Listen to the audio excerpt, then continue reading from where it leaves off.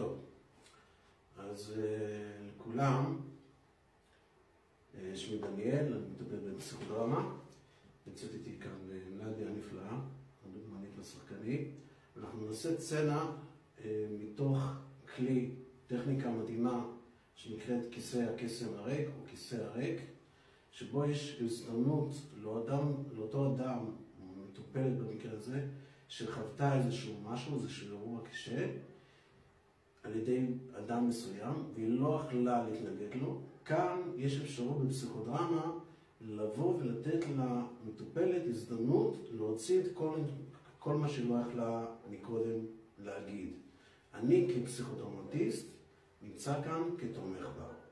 הסצנה היא מתוך תסריט שכתבתי, רקדנית הבלט, שמדובר על אלימות במשפחה.